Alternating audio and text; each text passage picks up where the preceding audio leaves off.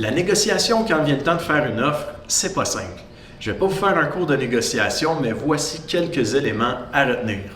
Avant de visiter la propriété, on peut toujours savoir qui est propriétaire. Est-ce que c'est une succession, une reprise de la banque, une personne seule ou encore un couple jeune ou âgé? Ça peut nous aider à savoir si le propriétaire pourrait vouloir vendre vite ou quelqu'un au contraire qui tient à avoir un bon prix. Une succession est plus souvent négociable qu'un jeune couple à qui il reste encore une hypothèque. Pour l'âge, c'est pas écrit nulle part, mais on peut se faire une idée. Un prénom comme Simon, ça sonne jeune et Marcel, ça sonne plus âgé. Le courtier du vendeur va aussi parfois donner des notes au courtier des acheteurs si son client est négociable.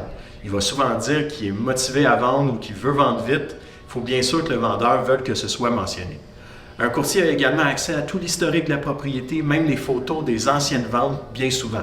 Donc, on peut savoir si le vendeur a fait aucune rénovation et qu'il demande simplement un prix élevé pour rien. Dans quel cas, on peut essayer de le négocier.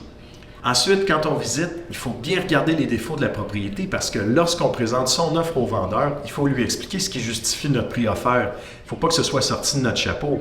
Quand c'est bien expliqué, le vendeur peut en venir à la conclusion que nos arguments sont bons et qu'il a peut-être demandé un prix trop élevé.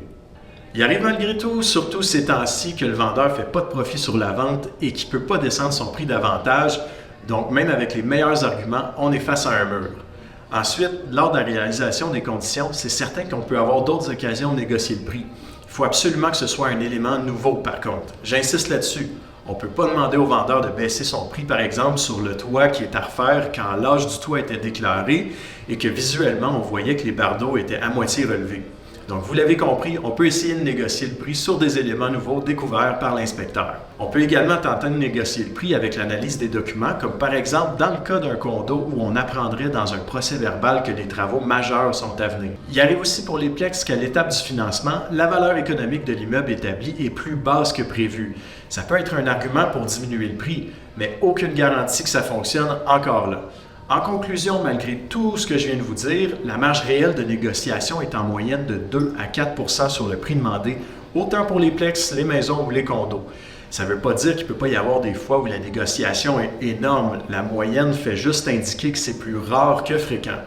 Donc oui, il ne faut pas se gêner pour négocier une propriété parce que c'est pas mal vu, mais le mieux à faire, c'est d'acheter une propriété qu'on peut s'offrir au plein prix et de se dire que la marge de négociation est juste un bonus.